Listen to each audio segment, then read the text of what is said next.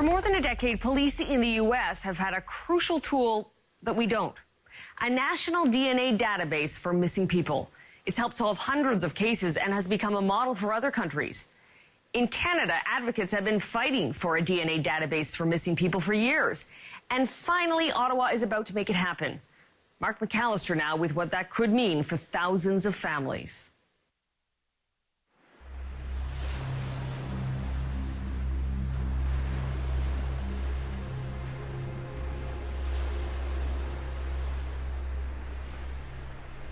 It's sad. It's the not knowing that hurts. The mystery deepens every year for the Boyle sisters, Amanda and Siobhan. Revisiting the spot where their brother Jay vanished 19 years ago along with a group of friends. In this type of weather. Young and free, young and stupid.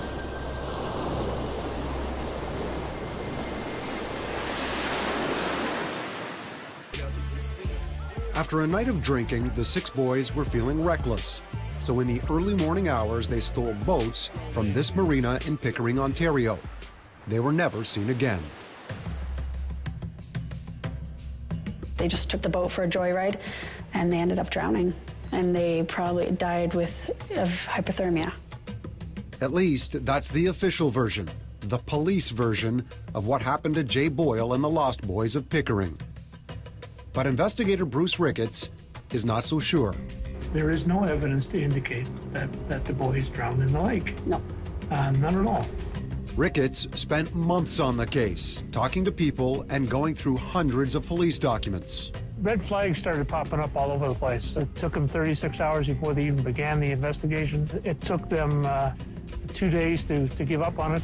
That was 6 boys. How do you stop searching for 6 boys after just 48 hours? Police never found a body or even a fragment of the powerboat the boys stole. They presumed they all drowned. The boat was designed not to sink. It could have sunk over time, I guess, if it got waterlogged, but it certainly wouldn't have sunk within the 48-hour period. A police report at the time said the boat was, quote, stuffed with styrofoam and was supposed to be unsinkable. The military had a helicopter and a Hercules aircraft involved in the search. So they covered an awful lot of area, but for some odd reason, this boat never showed up. Our big question is, where are they? After 19 years, 6 boys, none of them resurfaced, not even a piece of clothing. They all wore baseball caps. How could not one of them resurface? However, something did resurface. A pair of jeans and a few bones washed up in the Niagara River 72 kilometers away. Police dismissed any possible link between the bones and the Lost Boys, so they never told the families what they found. 15 years would pass before the Boyles saw a picture of the jeans online. They were stunned because the pants matched those Jay was wearing on the day he disappeared. It feels like it's day one. It brought up like so many emotions and just hoping that it could be him. Police finally ordered a DNA profile this summer after the family collected an online petition with 40,000 signatures. What they should have done is they should have done a DNA profile of all of the mothers of the 6 boys back in 1995, or at least collected the samples. Why didn't they take samples? It's just common sense. That's what frustrates us. Yeah. Because now we're waiting and waiting and waiting. The story of the red jeans points to a glaring gap in Canadian forensic policy, that human remains can sit in a morgue for years, even decades, without any scientific effort to give them a name. It doesn't make any sense. It's mind-boggling. Retired Edmonton cop Jim Gurney spent 6 years on the city's missing persons unit. He can't understand why it's taken more than a decade for Ottawa to commit to the database. It's just the right thing to do. It's just what police owe family members of missing persons. If we have the ability to do this, we should be doing it, plain and simple. Right now, as a rule, authorities don't do DNA profiles on random bones, unless they're found at a crime scene. That's why a national DNA database for missing persons could make such a difference. The simple fact of the matter is right now, there are unidentified remains cases across the country and missing person files across the country. And there's no automatic way of trying to connect those files via DNA. Getting a DNA swab is as simple as spitting into a test tube, and that genetic profile can then be filed in a databank, ready for cross-referencing. Hundreds of families of the missing could benefit. Families like the Harringtons, whose father Rob disappeared from his Toronto home a decade ago. I'd offered DNA, I offered anything to just keep my information and all my stuff right at the ready, because I'm waiting. Waiting for word about a father who vanished 10 years ago, heavily in debt, in poor health, possibly on the run from gangsters. As a family guy, he was great. He just made a lot of wrong decisions in life. For years, Katie's life was like an Amber Alert that never ends. I spent a lot of time doing research on the computer, calling various police departments. Every time they found a body anywhere, or bone fragments or anything, I'd be on the phone. I would be calling York, I'd be calling Peel, I'd be calling wherever. In 2008, a Toronto homicide cop told her he had information that Harrington, a known fraud artist, had been murdered. He could conclude that we'll never find him again, and we can have a memorial service. But Katie always had doubts. For me, until I have a piece of anything, a finger, I don't care. Something that I can match my DNA to, I'm always gonna have that wonder. Katie may wonder for a long time. For even if her father's remains are found tomorrow, there is nothing to compare his DNA against, because Katie's DNA is not on file. A national database that brings together the DNA of those lost and those looking could make all the difference.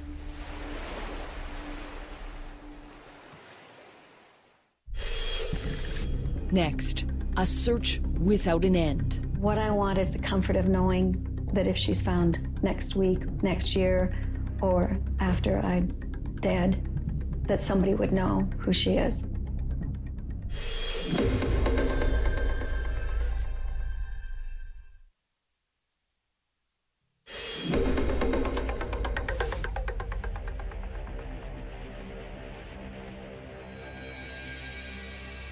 For the families of the missing, the search never really ends. We had spent years looking at every homeless person just a little bit closer. Anybody who was half bald, you know, did that beard grow just a little bit too long? Could it actually be him? Still, to this day, if I see somebody moving or walking or, flicking their hair a certain way, pulls at me. Hope and heartbreak repeated over and over again. We always wonder, what he would be like, and how he would be with our kids now, and what kind of dad he would be to his daughter. Every face, every artist's conception is an unfinished story, a broken link that needs a human connection. That person had a kindergarten teacher and had a brother and had a mom. You want to be able to reunite that story with the family, to give them the ultimate dignity of giving them a name and a history. Bill Inkster runs a unique unit in BC that could soon become a model for all of Canada, matching human remains to families through the use of DNA profiles. The prime samples for DNA are teeth and this bone right here, a femur. So we want the richest possible specimen. It's often a grisly job, but the rewards can be gratifying for those who've lost someone.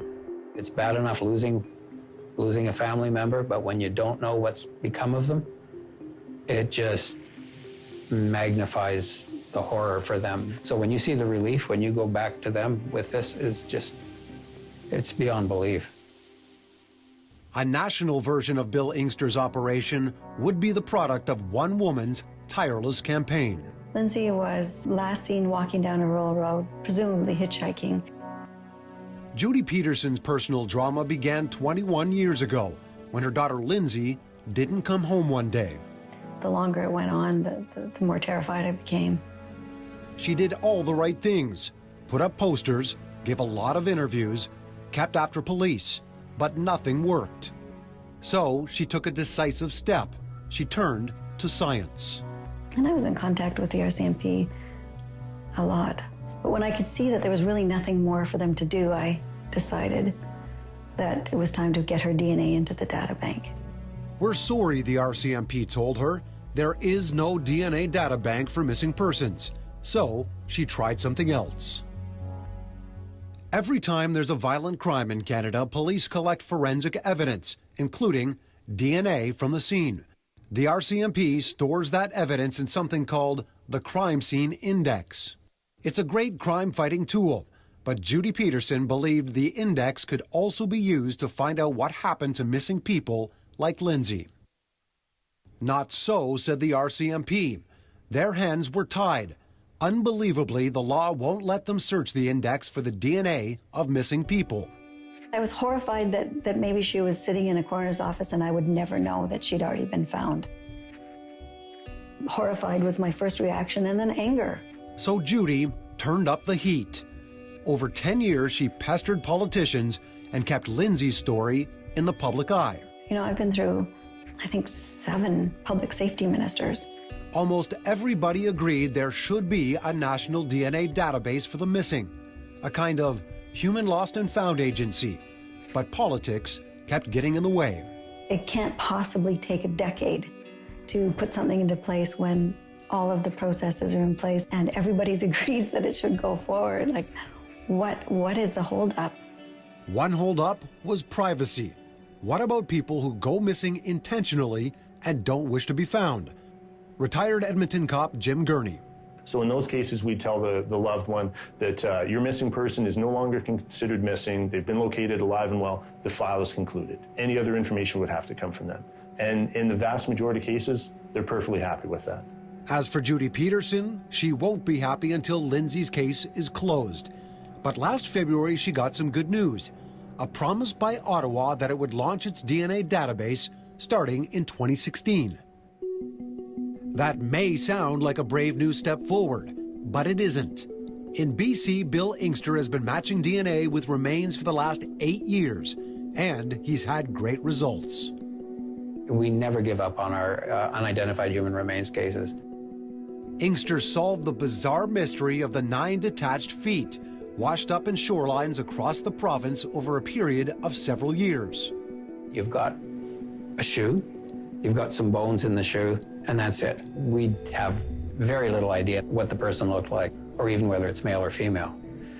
In all of our cases, we've been able to get a DNA profile. Armed with that little bit of information of our 9 feet, all individuals are identified. Identified to their grateful families as suicides or accidental deaths.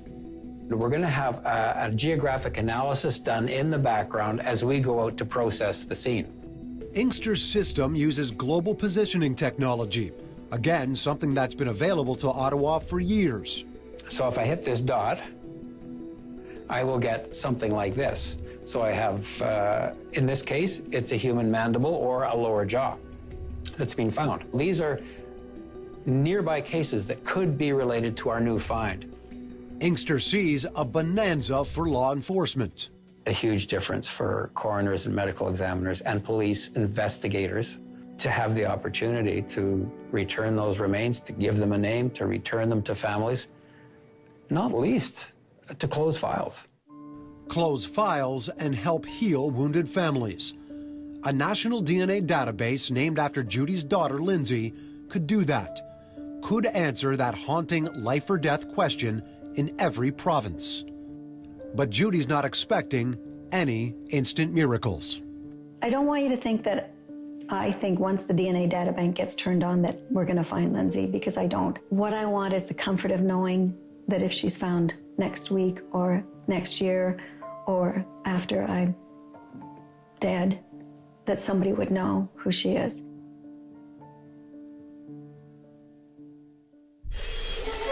Next, a lament for a fading tradition. There was an expression that said, "The song never dies, just the singer."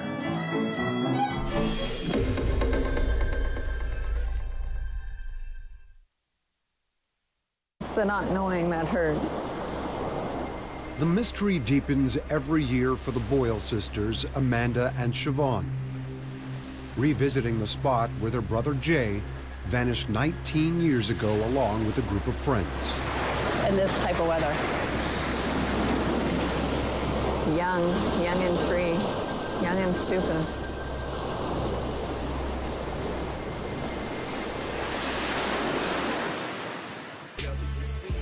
After a night of drinking, the 6 boys were feeling reckless. So in the early morning hours, they stole boats from this marina in Pickering, Ontario. They were never seen again. They just took the boat for a joyride and they ended up drowning. And they probably died of hypothermia. At least that's the official version, the police version of what happened to Jay Boyle and the Lost Boys of Pickering.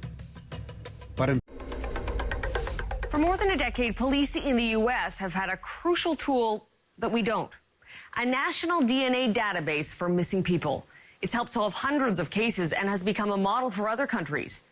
In Canada, advocates have been fighting for a DNA database for missing people for years. And finally, Ottawa is about to make it happen. Mark McAllister now with what that could mean for thousands of families.